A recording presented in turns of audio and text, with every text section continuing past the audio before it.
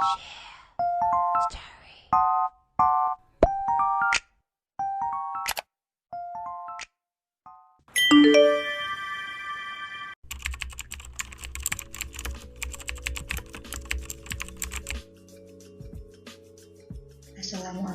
warahmatullahi wabarakatuh. Selamat pagi anak-anak semuanya. Bertemu kembali kita pada mata pelajaran sosiologi. Gimana kabarnya nih? Semoga selalu sehat dan tetap semangat ya untuk menuntut ilmu. Pada pagi hari ini kita akan melanjutkan materi pada mata pelajaran sosiologi, yaitu tentang penelitian sosial.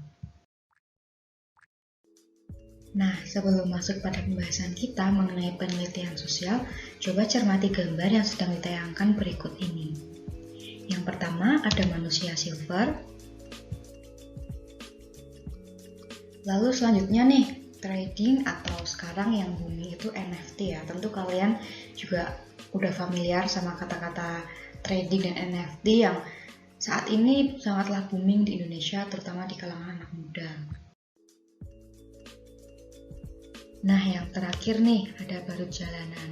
Sebelumnya Ibu mau tanya, kalian pernah dong tentunya melihat fenomena seperti manusia silver, tren penggunaan aplikasi trading dan saham seperti NFT, atau barut jalanan yang saat ini semakin eksis dengan masyarakat terlebih pada saat pandemi. Dari fenomena tersebut, mungkin kalian pernah ya bertanya-tanya, kenapa sih manusia silver, trading, dan barut jalanan itu eksis, atau kenapa mereka itu bisa ada di tengah-tengah masyarakat? Apa dampak yang ditimbulkan dari hadirnya manusia silver di masyarakat, atau manfaat apa sih yang didapat dari mengikuti tren bermain trading untuk jangka panjang?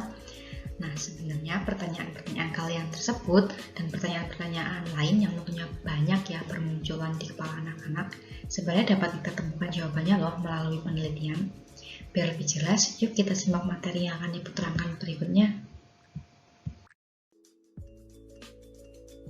Oke, sebelum masuk ke materi, Ibu akan menjelaskan terlebih dahulu ya materi apa aja sih yang akan kita pelajari pada pertemuan kali ini.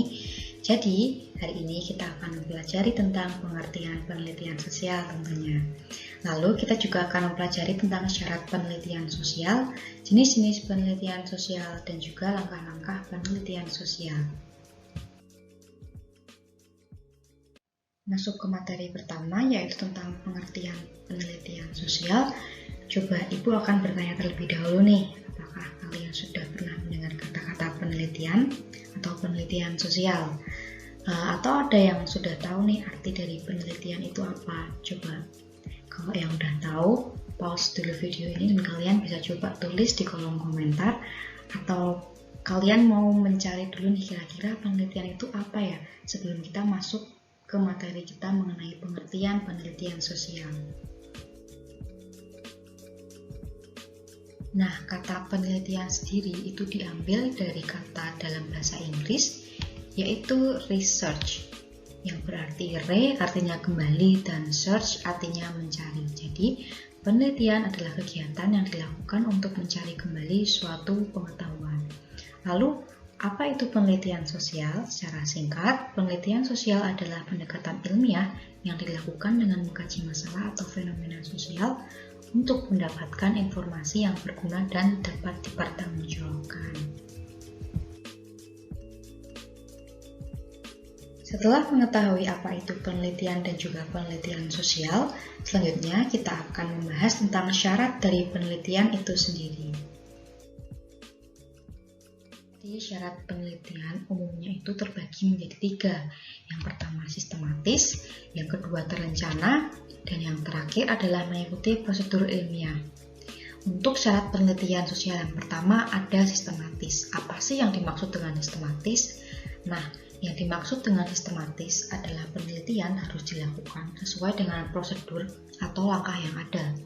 Nah, langkah dari penelitian itu sendiri dimulai dari merumuskan topik, lalu ada studi pendahuluan, membuat hipotesis, memilih metode penelitian, menentukan variabel, menentukan instrumen dan alat penelitian, mengumpulkan data, mengolah data, menyimpulkan informasi yang telah didapat, dan yang terakhir adalah menyusun laporan. Lalu yang kedua terencana.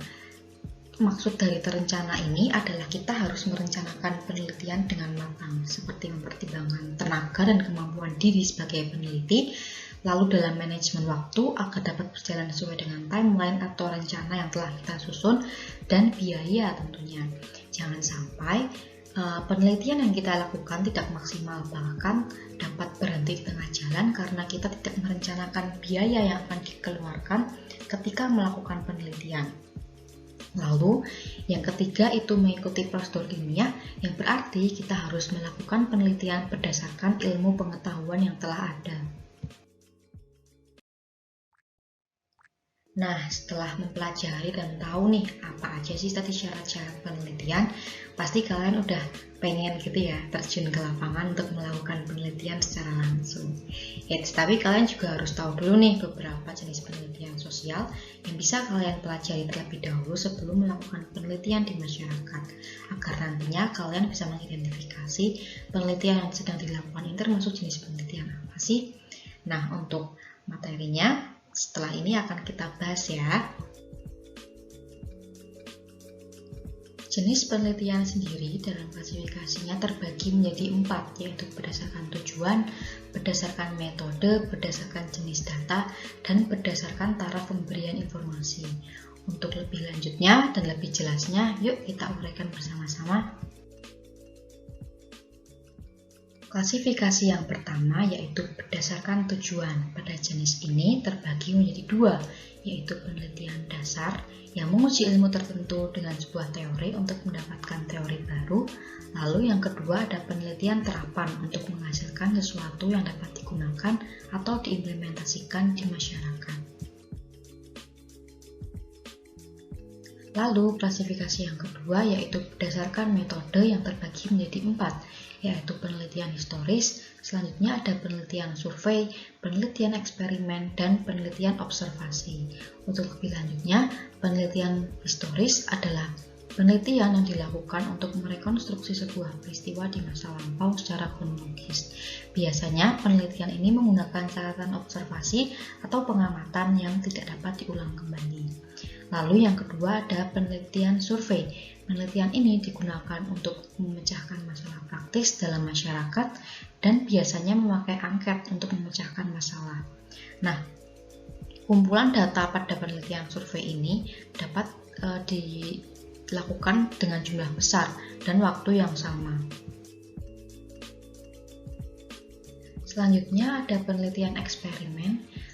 Pada penelitian ini merekayasa situasi yang dihadapi subjek penelitian sehingga mengetahui apakah treatment yang diberikan efektif atau tidak. Pada penelitian eksperimen ini biasanya terdapat kelas kontrol dan juga kelas eksperimen. Lalu yang terakhir ada penelitian observasi. Pada penelitian ini mencari data aktual dengan melihat kondisi subjek dan keadaan secara langsung. Klasifikasi yang ketiga yaitu berdasarkan jenis data yang dibagi menjadi 2. Yang pertama ada penelitian kualitatif dan yang kedua kuantitatif. Untuk penelitian kualitatif yaitu penelitian yang memfokuskan data berupa opini dan menekankan pada kualitas data yang dapat diperoleh. Dan yang kedua yaitu penelitian kuantitatif di mana penelitian ini menekankan pada jumlah data yang diperoleh yang menunjukkan angka statistik nantinya akan dijelaskan oleh peneliti.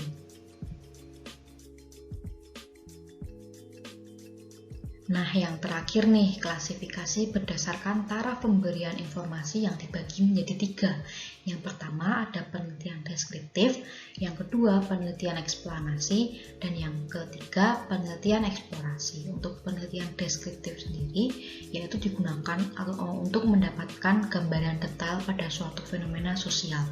Misalnya tentang ciri-ciri fenomena, bagaimana fenomena terjadi di masyarakat atau terlihat di masyarakat. Dan yang kedua, penelitian eksplanasi. Penelitian ini menjelaskan lebih dalam daripada penelitian deskriptif dan menemukan penjelasan tentang faktor penyebab terjadinya fenomena di masyarakat. Misalnya, tentang mengapa fenomena tersebut timbul, muncul, atau terjadi di masyarakat. Lalu yang ketiga, penelitian eksplorasi. Penelitian ini digunakan untuk menggali gejala sosial di masyarakat atau sesuatu yang baru. Pada penelitian ini tidak hanya mencari apa masalahnya, mengapa, tapi lebih dalam seperti menggali prosesnya seperti apa, gimana suatu fenomena bisa mempengaruhi fenomena yang lain. Sekarang kita udah memasuki materi yang keempat, yaitu tentang langkah-langkah penelitian sosial. Nah, sesuai yang sudah kita pelajari sebelumnya ya, bahwa penelitian sosial itu dilakukan dengan sistematis. Apa yang dimaksud dengan sistematis tadi? Bahwa sistematis yang dimaksud adalah kita dalam melakukan penelitian harus sesuai dengan langkah-langkah atau prosedur yang sudah ada. Nah, langkah-langkah penelitian tersebut yang pertama ada penentuan topik atau permasalahan. Pemilihan topik dapat mempertimbangkan beberapa hal. Contohnya yang pertama sesuai dengan minat peneliti, yang kedua memiliki manfaat praktis, yang ketiga data tersedia di lapangan, dan yang keempat tidak melakukan plagiasi. Lalu yang kedua ada studi pendahuluan. Studi pendahuluan adalah proses mencari data atau informasi tentang masalah yang akan diteliti. Contohnya nih, manusia silver. Kalian bisa mencari informasi tentang manusia silver pada penelitian-penelitian terdahulu yang dapat dijadikan sebagai referensi di penelitian kalian yang akan dilakukan nantinya. Yang ketiga adalah merumuskan hipotesis. Hipotesis adalah preposisi atau dugaan yang belum terbukti. Yang keempat adalah metode penelitian. Metode penelitian dapat berupa metode penelitian kuantitatif maupun kualitatif sesuai dengan kebutuhan. Metode penelitian perlu digunakan untuk menentukan bagaimana peneliti menjelaskan masalah dan mencari data. Lalu yang kelima adalah menentukan variabel. Variabel penting karena menjadi fokus utama sebuah penelitian. Variabel sendiri dibedakan menjadi dua, yaitu variabel bebas dan variabel terikat.